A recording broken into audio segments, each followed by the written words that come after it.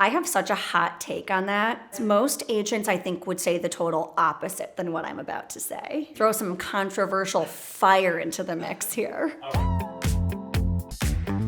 What a lot of people will say is they would recommend and encourage agents to, at the very beginning of their careers, join a team. I actually recommend the total opposite. Don't join a team, and instead work your butt off as a solo agent, running around with renters for at least the first year of your career. And I say that because it is so critical to be thrown into the fire of every crazy challenge and hiccup and complex situation that happens from start to finish. I think when you start by joining a team, or I can only imagine, I did not join a team when I first started in the industry. I'm basically making a recommendation to do what I did because I look back and I'm very thankful that I did it this way. I think what happens is when you join a team too early, you get shielded from a lot. Because as soon as shit hits the fan, you're not the one dealing with it. Your boss is the one dealing with it. And then you're getting cut out of calls, you're getting cut out of meetings. And that's okay. A lot of people feel good about that, right? Because it reduces stress and anxiety for you as a newbie.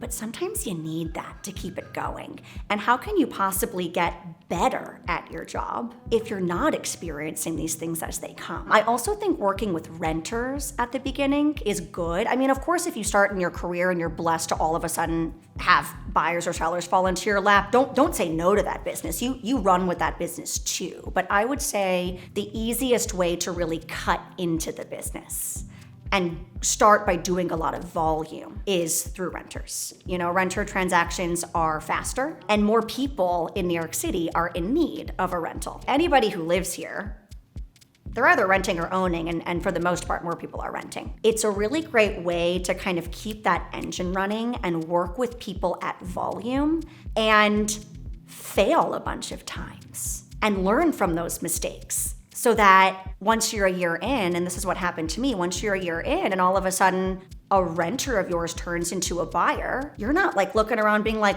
oh God, like I have no idea what's going on. Like you can feel really confident that at baseline, you've worked with enough people and gotten them to a lease signing, maybe not a closing quite yet, but to a lease signing to where your confidence is surely built up to now be able to take on the new challenges that come with sales. That would be my hot take answer. Don't join a team. Maybe a year in, if at that point you want to join a team, go for it. Teams are great. It's an amazing way to collaborate with people, but do it yourself first. I promise you'll look back and be really happy that you did. Just put yourself through that ringer, baby. You gotta do it. Because if you can't go through the ringer, it's not the business for you.